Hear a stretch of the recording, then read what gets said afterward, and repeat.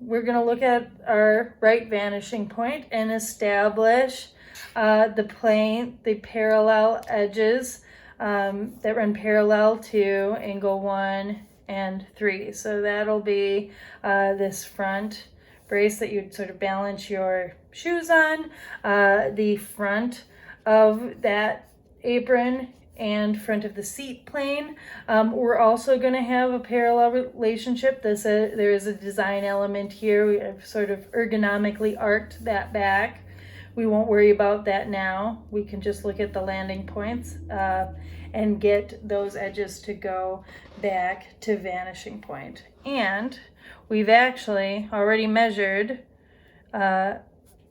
we have the location of the front of the seat. We established it from that those last corners that we drew related to the seat over on the left side. This tick mark had to do with that bottom brace as it intersected with leg number 2. This was the top of it. This is the very top of the chair. So we actually have all of the landmarks that we need to establish those things. One other thing that's just going to help us see it is I'm going to pull this little corner up. This relates to the back of the chair for leg number 4. All right. I'll talk my way through what I'm measuring as I do it. This time I'm going to go ahead and start with that base of the chair apron as it intersects with leg number 1.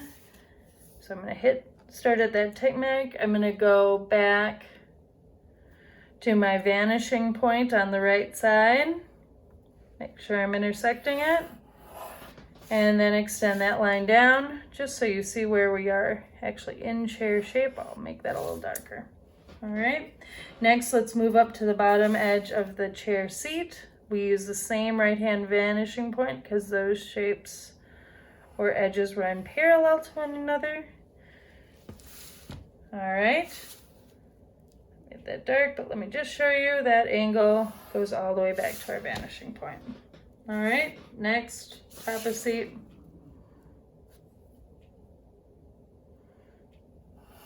Also goes back to vanishing point. Let me make that a little bit darker. Okay, so that becomes the edges of our chair. All right. Now this one will kind of surprise you. But we actually, because we've come up to those corners, we have all the information that we need to get the back corner of our chair too. I'm going to stick with the right vanishing point just for the moment. So coming off my right vanishing point, I'm going to reach all the way over to this little intersection of the chair seat that lands on leg 2. Okay, so from vanishing point over to leg 2.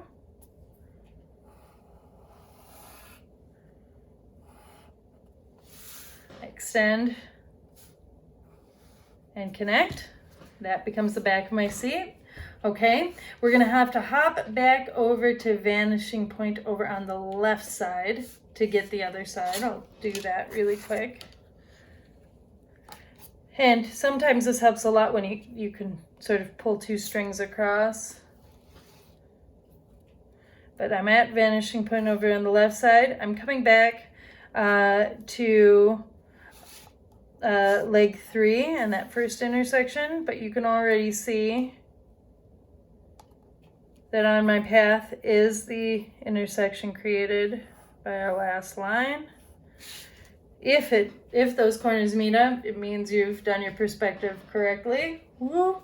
Just a little note, remember when you're observing perspective, your head moves a lot. And so if you're doing this completely from observation, you may have a little bit of wiggling and adjusting to get your corners to completely meet accurately and align with the math. It's okay. This is the point that you do that. You do want all of your corners to meet on their corresponding lines and logically intersect the way that just happened in this demo. All right. Cool. All right, we just have a couple more tick marks that we need to use to establish the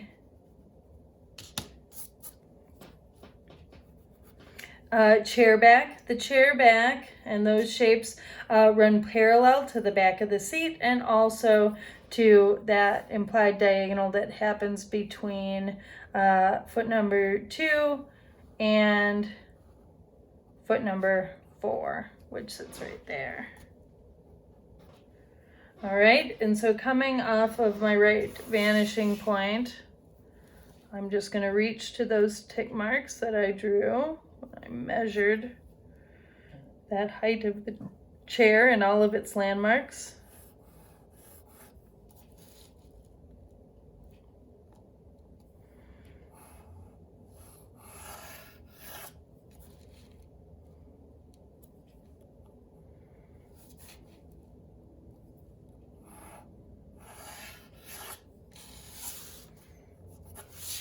I didn't extend this all the way out.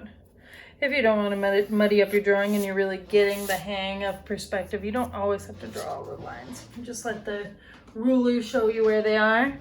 But now, hopefully, I have enough information in this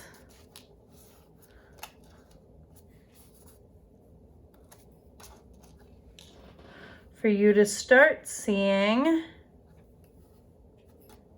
I had the top one, I need the bottom one. A little chair emerge.